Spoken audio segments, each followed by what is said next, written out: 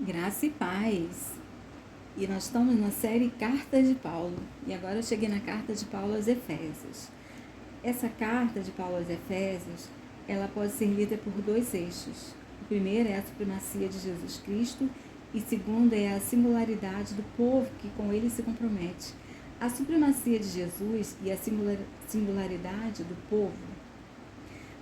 O que Paulo está dizendo àquele mundo é que se Jesus revela um Deus diferente, se Jesus é um Deus diferente, o seu povo também precisa ser singular.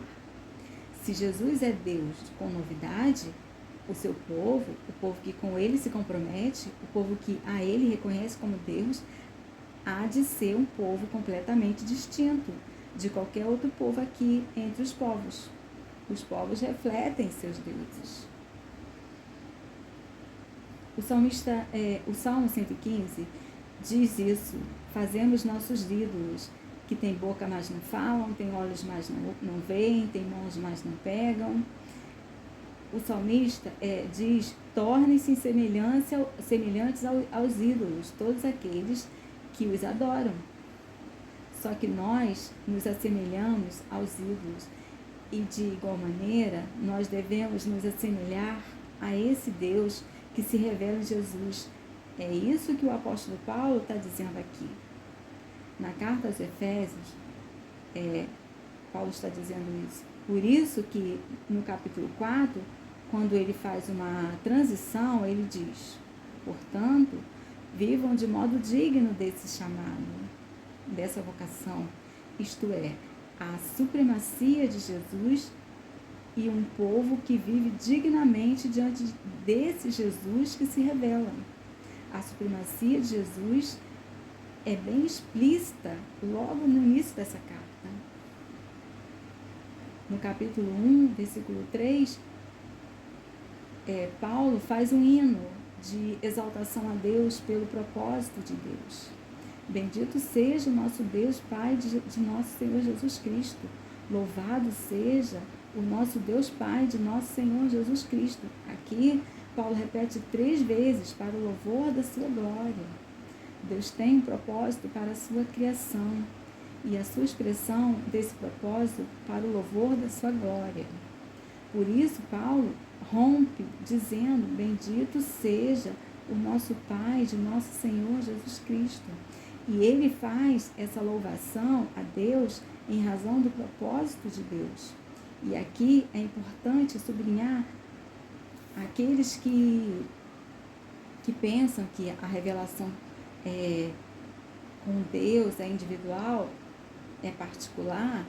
Deus tem um propósito na sua vida. Sim, é verdade, Deus tem um propósito na vida de cada um, mas a salvação, a experiência de Deus é sempre coletiva, porque o propósito de Deus, ele é não apenas eterno, porque é estabelecido desde antes da fundação do mundo.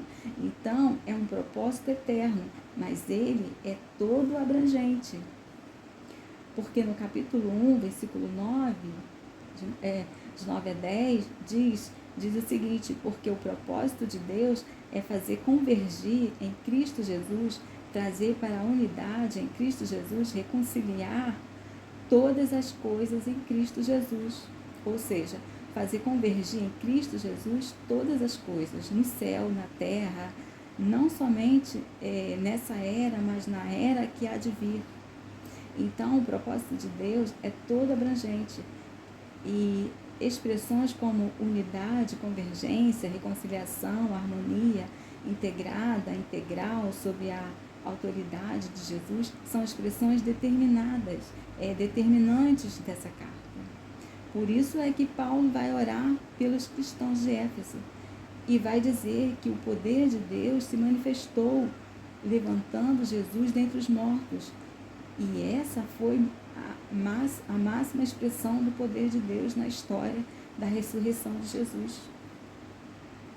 E quando Deus ressuscita Jesus dentre os mortos, Deus dá a Jesus um nome que Paulo diz no capítulo 1, a partir do versículo 15, e chegando até o 19 e 20, um nome acima de todo o governo, e poder, e autoridade, e domínio. E Deus, ao ressuscitar Jesus dentre os mortos, coloca todas as coisas sob os pés de Jesus. Essa é a grande mensagem do Evangelho. E a grande mensagem que Paulo articula em suas cartas e para o seu mundo de tradição judaica, para o seu mundo de descendência de Abraão, dizendo: olha, Jesus é o nosso Messias prometido aos nossos antepassados, mas na verdade ele é o Senhor sobre todas as coisas. Isso é um propósito estabelecido por Deus desde antes da fundação do mundo. O que Paulo está revelando aqui, está descrevendo aqui, nessa carta aos Efésios, a supremacia de Jesus Cristo sobre todas as coisas, inclusive, principalmente, todas as vontades. E aí entramos numa expressão muito especial dessa carta, que é a grande manifestação do propósito de Deus na história. Começa com a reconciliação da família humana.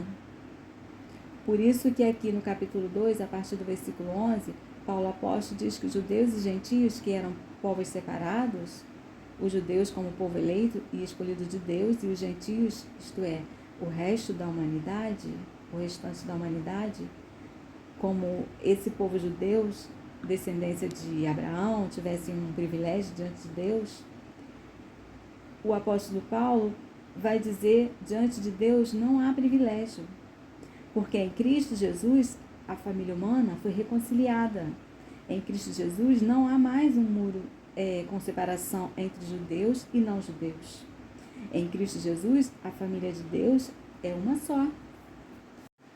E Paulo diz aqui no capítulo 2, versículo 15, que Jesus nos evangelizou a paz, e Jesus de ambos os povos, isto é, judeus e não judeus, fez um só povo. Por isso que Paulo vai dizer aqui no capítulo 2, versículo de 20 a 22, que os gentios não são mais estrangeiros, não são mais forasteiros, mas são concidadãos dos santos e membros da família de Deus. É por isso que Paulo, quando vai orar, novamente, agora ele está orando no capítulo 3, versículo 14. Ele diz: eu me coloco de joelhos diante de Deus e Pai, de quem toda a família recebe o nome. A família de Deus é uma só. A palavra do propósito de Deus revelada em Cristo Jesus é reconciliação. O propósito de Deus para a história, para a sua criação, começa e manifesta mais profundamente com essa grande unidade da família. E isso sempre foi o desejo de Deus, porque quando Deus chamou Abraão, foi para abençoar no descendente de Abraão, que é Cristo, todas as famílias da terra.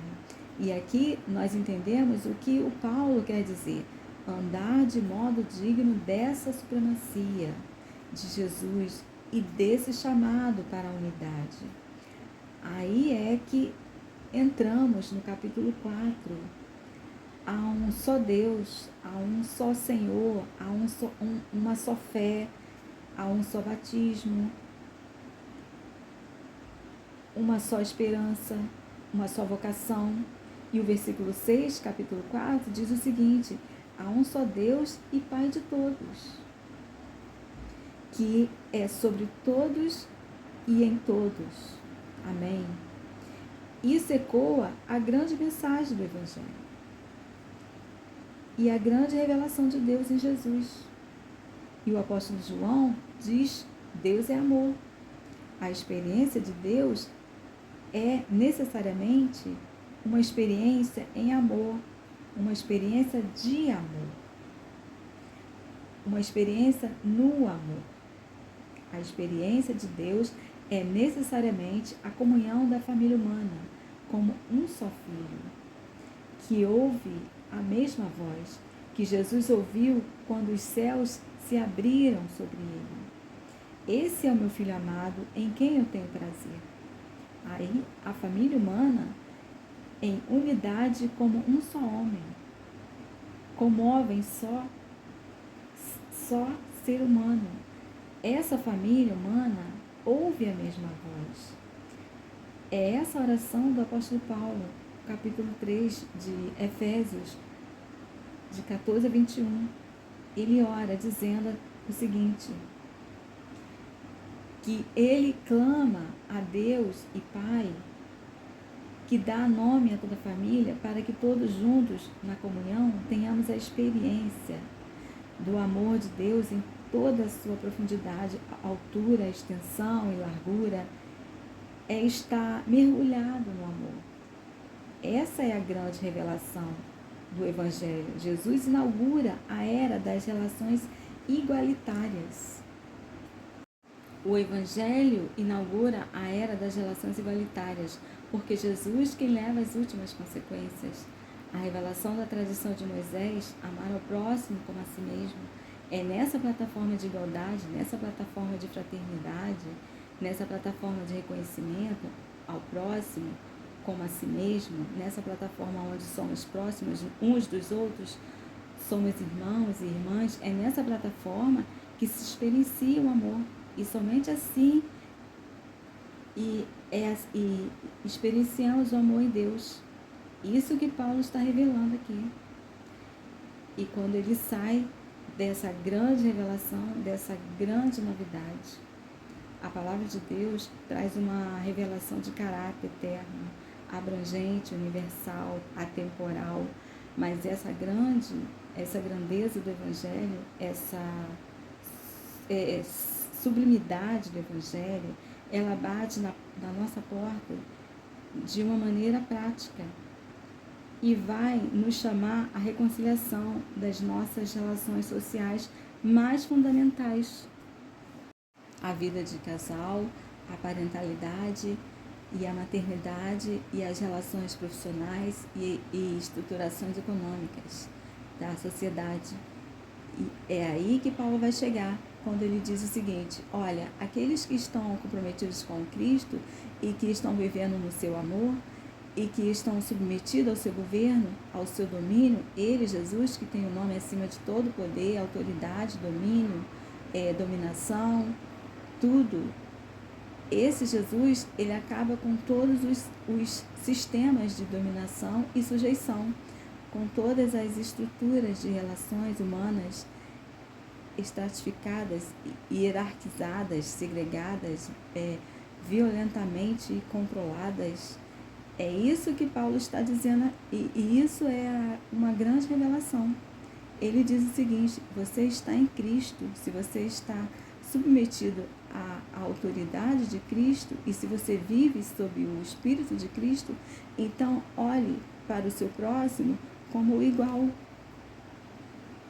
Em Efésios capítulo 5, 21, que geralmente é ignorado, diz: sujeitem-se uns aos outros, pare de fazer separações, pare de escolher quem vai ou quem não vai na sua festa, pare de escolher quem faz parte ou vai fazer parte nessa plataforma de unidade, de fraternidade, de igualdade. O amor só se experimenta, só se experiencia em relações de mutualidade, de entregas consensuais, onde há domínio, onde há subjugação, não há evangelho. E Paulo vai usar isso para explodir em 3 grandes revoluções, porque usar Efésios 5 e 6 para afirmar a submissão da mulher ao marido, ou da mulher ao homem, do filho ao pai e do escravo ao seu senhor, usar esse texto bíblico hoje, no século 21, é uma violência à palavra de Deus. É uma violência ao Evangelho de Jesus Cristo. Usar a palavra de Deus para dizer que mulher tem que ser submissa ao homem, que filho tem que obedecer a pai e mãe, e que escravo tem que ser fiel ao seu Senhor, usar a palavra de Deus hoje, no século 21, é uma ignorância, é uma violência à revelação do texto sagrado, uma traição do Evangelho, porque não foi isso que o apóstolo, disse. Porque não foi isso que seus leitores originais entenderam. Não foi isso que seus leitores originais passaram a discutir depois de ter acesso a cartas aos Éfesos. Quem mandou mulher obedecer homem não foi Paulo, foi Moisés, foi a tradição de Israel. Foi ali que nasceu a submissão, a sujeição, a dominação do masculino sobre o feminino. Quando a mulher é retratada como aquela que é criada em segundo lugar para ser ajudadora do homem, tem gente em pleno século XXI ainda interpretando a Bíblia dessa maneira. Que a mulher tem uma missão uma missão abaixo do homem. É aqui nessa tradição que se diz que a mulher pecou primeiro, que ouviu a serpente, a mulher é diabólica, a mulher perverte o homem. É por isso que ela deve ser dominada, subjugada. É na tradição de Israel, é aqui na Torá, na maneira como o masculino se apropria dessa revelação e narra historicamente essa revelação que Deus é homem, que Deus é Deus dos homens, de Abraão, de Israel, de Jacó, de José, dos patriarcas. É nessa tradição de Israel que as mulheres não têm acesso aos espaços públicos. É nessa tradição de Israel que a mulher é propriedade do homem, do pai, depois do marido. Quando você lê na Bíblia Sagrada uma legislação sobre sexo, lembre-se, não é uma legislação sobre pureza, sobre moral, é uma legislação econômica. A mulher é propriedade do homem. O divórcio é prerrogativa masculina. E você vê isso muito claramente, que a tradição de Israel mandava apedrejar os adúlteros. Mais adiante, em Jesus, mais adiante de Jesus é trazida uma mulher flagrada em um adultério. Adulterou com quem? Adulterou virtualmente, adulterou platonicamente, porque o homem não foi trazido e jogado no chão, somente a mulher. Então, quando você lê a Bíblia Sagrada, o apóstolo Paulo dizendo: mulheres, sejam submissas aos vossos maridos, isso não é novo. A tradição toda de Israel diz isso. Portanto, não foi isso que o Paulo disse. O que Paulo disse foi: maridos, amem suas mulheres como Cristo amou a igreja. Foi isso que ele disse. Quando a leitura dessa carta foi feita a esses cristãos originais, eles não ficaram discutindo. Você viu o que o Paulo falou? Você viu o que o Paulo disse? Eles não ficaram discutindo, porque foi a grande novidade, foi a grande bomba que explodiu no coração deles. Foi: maridos, amem suas mulheres como Cristo amou a igreja. Essa é a grande revelação. Não foi Paulo que disse: filhos, obedeçam aos seus pais. Paulo só afirmou sua tradição. Isso está na lei de Moisés: honra teu pai e tua mãe, para que seus dias se prolonguem aqui na terra.